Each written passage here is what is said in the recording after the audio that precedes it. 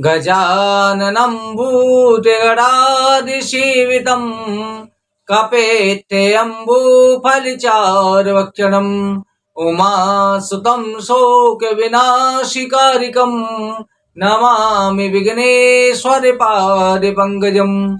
गुरुर्ब्रह्मा गुरुर्विष्णुः गुरुर्देवो महेश्वरा गुरुर्साक्षात् परं ब्रह्म तस्मै श्री गुरुवे नमः।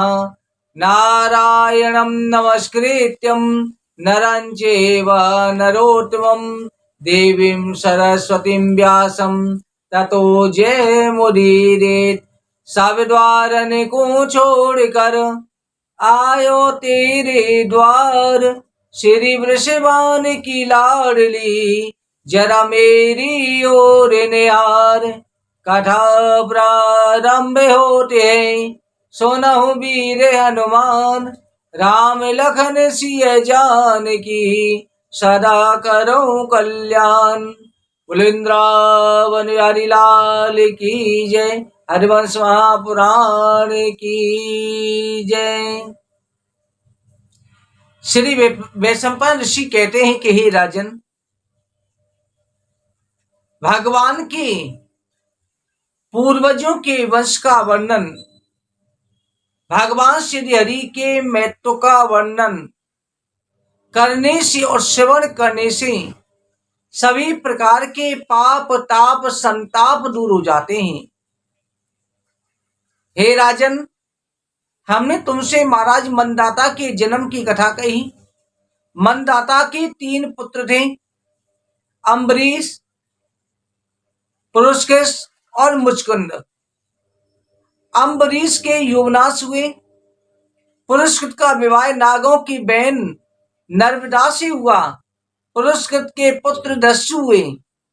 इसी वंश परंपरा में राजा त्रिशंकु हुए, जो ब्राह्मण की कन्या का अपहरण करने से उनके पिता ने उन्हें चांडाल होने का श्राप दे दिया। विश्वामित्र ने अपने तेज से शरीर समेत स्वर्ग भेजना चाहते थे। उन्होंने विश्वामित्र मुनि की सेवा करी। विश्वामित्र मुनि ने उन्हें शरीर से स्वर्ग भेज दिया। वहां पर देवताओं ने उन्हें नीचे ढकेल दिया। विश्वामित्र ने उन्हें आकाश में रोक दिया। त्रिशंकु आज तक नीचे सिर ऊपर पैर किए हुए लटके हुए हैं। सशरीरो गते स्वर्ग मध्यापि देवी दृश्यते पातितो वाक्षुरा देवे स्थिनेव स्तंभितो बलात्। त्रिशंकु के पुत्र राजा हरिश्चंद्र हुए। हरिश्चंद्र के कोई पुत्र नहीं हुआ तो नारद जी के उपदेश से उन्होंने वरुण देवता की आराधना करी। उनसे प्रार्थना करी कि भगवान, यदि मेरे पुत्र हो जाएगा मैं उसी से आपका यजन करूंगा। वरुण देव की कृपा से उनके एक पुत्र हुआ जिसका नाम रोहित रखा, जिसे रोहितास कहा जाता था। वरुण देव ने आकर के हरिश्चंद्र से यजन करने को कहा। तब हरिश्चंद्र ने कहा कि भगवान, अभी तो ये बालक है, अपवित्र है, 10 दिनों के बाद यजन करूंगा। 10 दिन बीतने पर राजा ने वरुण से कहा कि इसके दांत निकलने पर यजन करूंगा। जब दांत भी निकल आए तब दांतों के गिर जाने पर यजन करूंगा। दांत भी गिर गए, नए दांत भी आ गए। इस प्रकार से बार बार वरुण देवता को महाराज हरिश्चंद्र लौटाते रहे। राजा हरिश्चंद्र पुत्र के प्रेमवश वरुण को बार बार टालते रहे। पुत्र रोहित पिता का अभिप्राय जानकर प्राण रक्षा के लिए वन में चला गया। राजा की ऐसी वचनंत एक दिन वरुण देव कुपित हो गए और राजा हरिश्चंद्र को जलोदर हो गया। रोहित जब पिता को देखने नगर में आया तब इंद्र ने कहा, तुम तीर्थ यात्रा करो, उस पुण्य से तुम्हारे पिता का रोग निवृत्त हो जाएगा। इंद्र के कहने पर रोहित तीर्थ यात्रा करने चले गए। इस तरह से प्रतिवर्ष तीर्थ यात्रा से लौटे इंद्र तभी उन्हें पुनः तीर्थ यात्रा का उपदेश कर देते। 6ठे वर्ष लौटते समय रोहित मार्ग में अजीगत के मध्यम पुत्र सुनसेव को खरीद कर ले आए। उससे वरुण का यजन करने का विचार किया।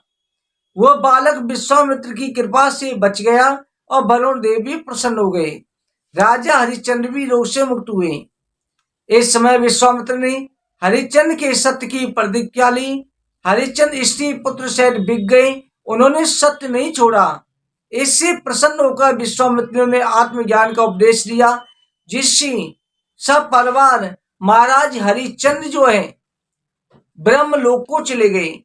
महाराज हरिश्चंद्र ने काशी में जाकर के स्वयं को बिकना मंजूर किया, पर सत्य को नहीं छोड़ा। हे राजन, अवनी रोहित के पुत्र हरित हुए, जिनके वंश में राजा बाहुक का जन्म हुआ। बाहुक का राज शत्रु ने छीन लिया।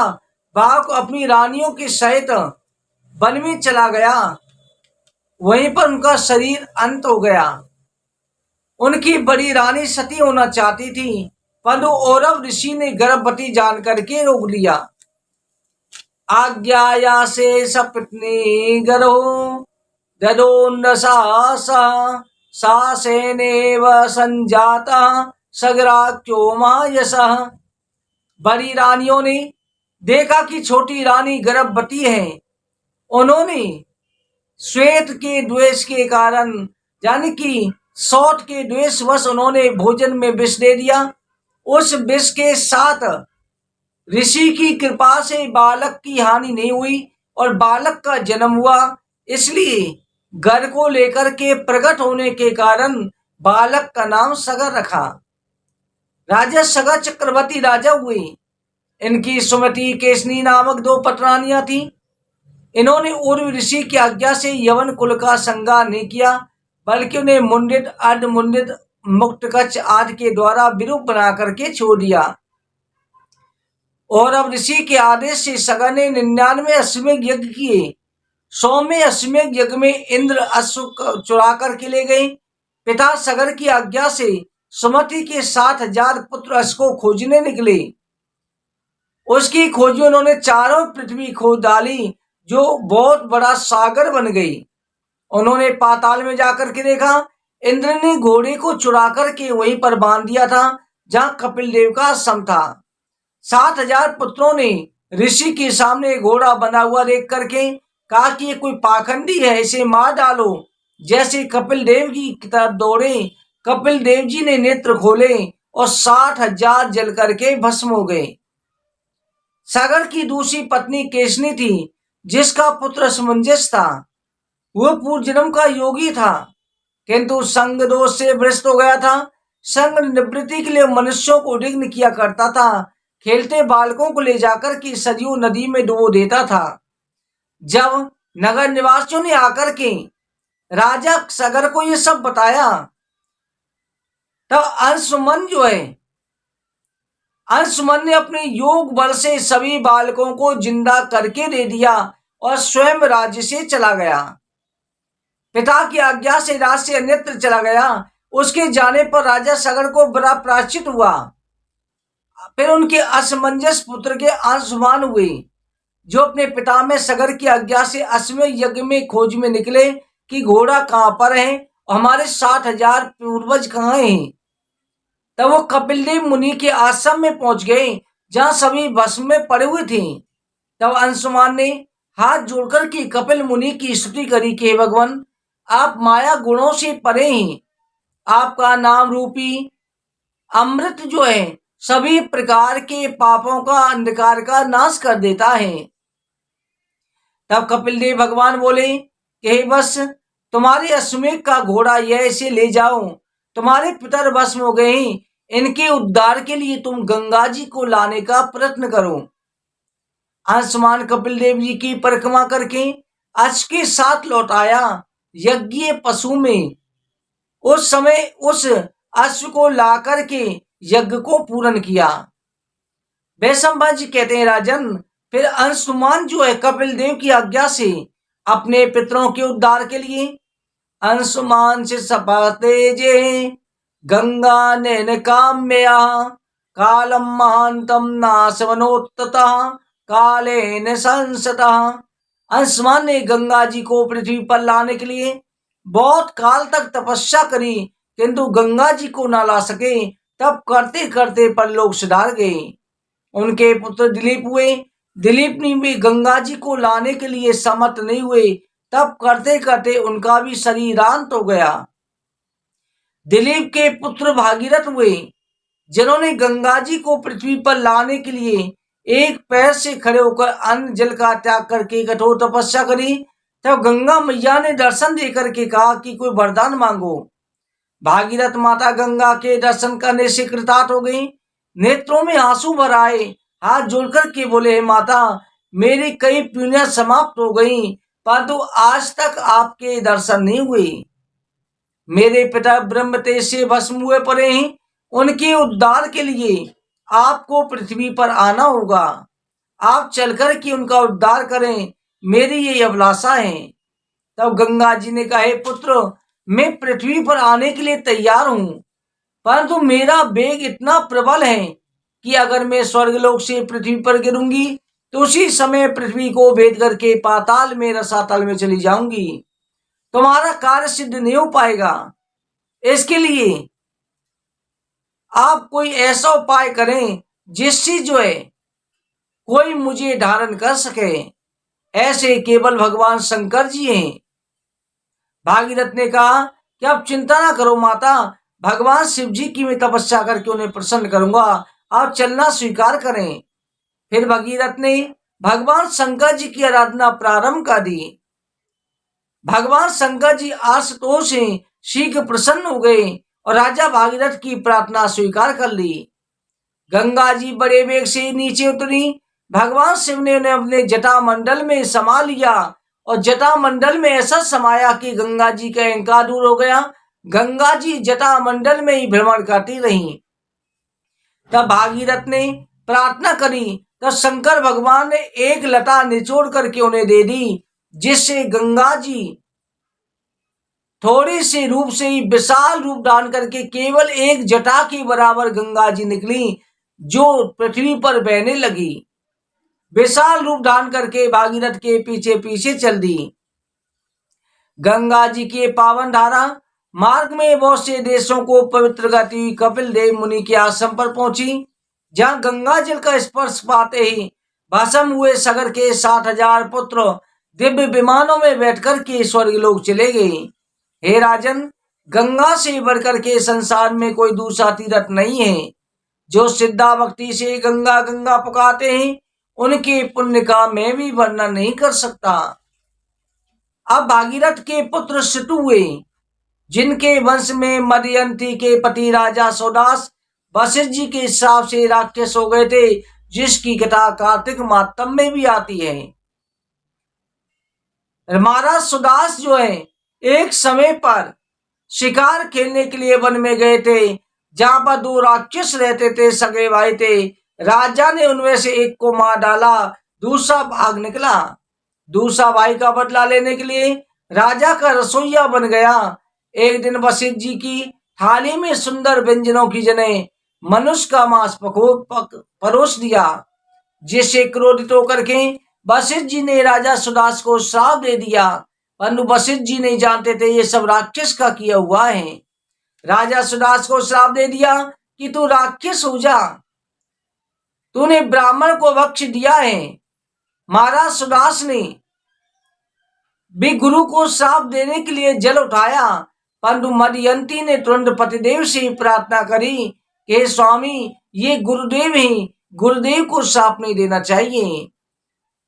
फिर वशिष्ठ जी ने राजा सुदास के राक्षस तत्व को 12 वर्ष के लिए कर दिया कि हे राजन, तुम केवल 12 वर्ष की अवधि तक राक्षस रहोगे। महाराज सुदास ने पैरों पर वो जल छिड़का, जिससे उसका नाम कलमास पाद पड़ गया, क्योंकि पैर जल गए उस जल के तेज से। महाराज सुदास जो है फिर राक्षस बन करके वन में भटक रहा था, जब उसने ब्याह करते हुए दंपत्ति एक ब्राह्मण ब्राह्मणी को ब्याह करते हुए ब्राह्मण को खा लिया। ब्राह्मणी ने उसे श्राप दे दिया, अरे दोस्त, तेरी मृत्यु भी सहवास के समय पर होगी। पति की हड्डियां लेकर के ब्राह्मणी सती हो गई। महाराज सुदास जब राक्षस योनि से मुक्त हुए, तब उनके कोई संतान हो नहीं सकी, क्योंकि पत्नी के पास जाते उनकी मृत्यु हो जाती। उन्होंने गुरु वशिष्ठ जी से प्रार्थना करी, गुरु वशिष्ठ जी ने अपने योग बल के द्वारा मदयंती को गर्भधारण कराया, किंतु बालक 60 वर्ष तक पैदा नहीं हुआ क्योंकि योग बल से था। तब वशिष्ठ जी ने मदयंती के पेट पर एक लोहे का टुकड़ा लेकर के फेंका, जिससे एक पुत्र उत्पन्न हुआ। पत्थर के उस टुकड़े को पेट पर पड़ने से जब पैदा हुआ, इसलिए उसका नाम कल अस्मक पड़ गया। इसी के वंश में महाराज खट्वांग हुए, जिन्होंने दैत्यों को जीत करके देवताओं की सहायता करी। फिर देवताओं ने महाराज खट्वांग से वरदान मांगने को कहा। महाराज खट्वांग ने कहा कि देवगण कृपा करके बताएं मेरी आयु कितनी शेष है। देवताओं ने कहा, राजन आपकी आयु केवल 1 मुहूर्त शेष है। खट्वांग ने अपने जीवन का शेष 1 मुहूर्त आयु भगवान को अर्पण कर दिया और भगवान का ध्यान करते हुए परम धाम को चले गए, भगवान के वैकुंठ लोक को प्राप्त किया। इसलिए कहा जाता है महाराज खट्वांग ने 1 घड़ी के अंदर ही मोक्ष को प्राप्त कर लिया था। इसी तरह से भक्तों, अगर जीवात्मा चाहे तो परमात्मा को किसी भी तरह से प्राप्त कर सकता है, केवल उसमें भाव की आवश्यकता होती है। भाव से भगवान को भजा जाए तो भगवान अवश्य उसे मोक्ष प्रदान कर देते हैं। और भाव के बिना कितनी भी तपस्या की जाए, कितने भी साधन किए जाएं, सभी व्यर्थ हो जाते हैं। तभी तो भगवान कहते हैं, भाव का भूखा हूं मैं, भाव ही बस सार है, भाव से मुझको बजे, भव से बेड़ा पार है। भाव बिन कुछ भी दे मैं कभी लेता नहीं, भाव से एक पुष्प दे वो मुझे स्वीकार है। बांध लेते भक्त मुझको प्रेम की जंजीर में, इसीलिए इस भूमि पर होता मेरा अवतार है। भाव के बिना परमात्मा को आप कुछ भी अर्पण कर लो, परमात्मा उसे स्वीकार नहीं करते। भाव से परमात्मा को केवल एक तुलसी का पत्ता, फूल अर्पण कर लिए जाएं तो परमात्मा उसे भी स्वीकार कर लेते हैं। अगर आपके पास में कोई सामग्री नहीं है, भाव से बैठकर के एक स्थान पर आंखें बंद करके मानसिक पूजा करें। मानसिक पूजा में परमात्मा का श्रृंगार करें, परमात्मा को 56 व्यंजनों का भोग लगाएं। केवल मानसिक पूजा कर लेते हैं, उस पूजा का भी पूर्ण फल प्राप्त होता है।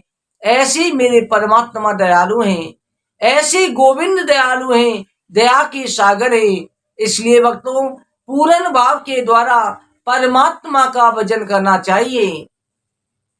वैशंपायन ऋषि कहते हैं, राजन महाराज खट्वांग दीर्घ बाहुष्य रघुश्रमा पृथोश्रवा अजसतो महाराज तस्मा दशरथो भवत्।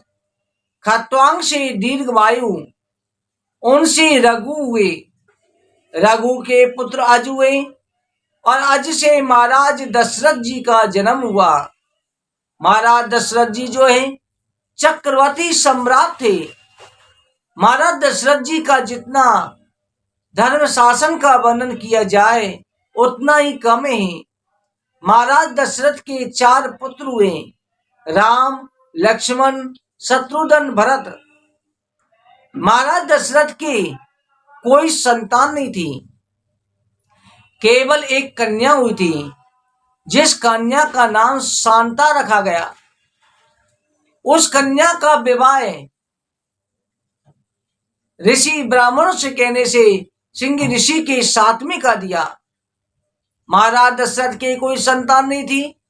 तब महाराज दशरथ ने सिंह ऋषि के द्वारा पुत्रेष्टि कथा और हरिवंश पुराण का श्रवण किया। पुत्रेष्टि महायज्ञ किया गया। पुत्रेष्टि यज्ञ में अग्नि देवता खीर लेकर के उत्पन्न हुए, जो तीनों रानियों को खिला दिया, तीनों रानियों को खाने के लिए दी। शास्त्रों के अनुसार कहा जाता है महाराज दशरथ ने 2 भाग करके एक कैकेयी को और एक कौशल्या को दे दिया था। दोनों रानियों ने, सुमित्रा सबसे छोटी थी, सुमित्रा को बहुत प्यार करती थी। दोनों रानियों ने थोड़ा थोड़ा हिस्सा सुमित्रा को दिया, जिससे लक्ष्मण और शत्रुघ्न 2 भाई हुए और कैकेयी की भरत, कौशल्या के राम हुए थे। इसलिए दोनों रानियों के द्वारा जब सुमित्रा को दिया गया तो सुमित्रा की 2 संतान हुई, जो एक शत्रुघ्न भरत जी की सेवा में रही और लक्ष्मण जी राम जी की सेवा में रहे। ऐसा चारों भाइयों में प्रेम था। महाराज दशरथ का ये चित्र बहुत ही निर्मल है। महाराज दशरथ के चित्र का स्मरण करें और इसके साथ में राम जी के चित्र का स्मरण करने से सभी प्रकार के पाप ताप संताप दूर हो जाते हैं। भक्तों, राम जी की महिमा का स्मरण अवश्य करना चाहिए। सारांश रूप से आगे की कथा में राम जी के चित्र का वर्णन किया जाएगा। भगवान श्री राम के चित्र का श्रवण मनन चिंतन करने से कई जन्मों के पाप नष्ट हो जाते हैं। प्राणी के अंदर कैसी भी विलास, काम, क्रोध, मद, लोभ, मोह, ईर्ष्या हो, सभी का नाश हो जाता है। भगवान राम का चित्र बहुत ही पवित्र चित्र है। कहते हैं सबसे पहले भगवान राम आते हैं, उसके बाद श्याम आते हैं। राम जी का चित्र पहले आता है, श्याम का बाद में आता है। राम जी के चित्र से हमें खीर खाने का सुख प्राप्त होता है, राम राज्य आता है, घर में सुख समृद्धि आती है और कान्हा के आने से माखन मिश्री मिलता है, बाल गोपाल वंश की वृद्धि होती है। इसलिए दोनों ही चित्र बड़ी भाव से सुनने चाहिए। कहा जाता है जब स्त्री गर्भवती होती है, अगर राम जी के चित्र का स्मरण करती है तो बच्चा जो होता है, होने वाली संतान भगवान श्री राम के समान चित्रवान होती है। भगवान श्री राम का चित्र सबसे पवित्र चित्र है। राम जी का चित्र ऐसा है, भगवान राम जी का स्वयं कहा जाता है, प्रातः काल उठकर रघुनाथा, मात पिता गुरु नावै माथा।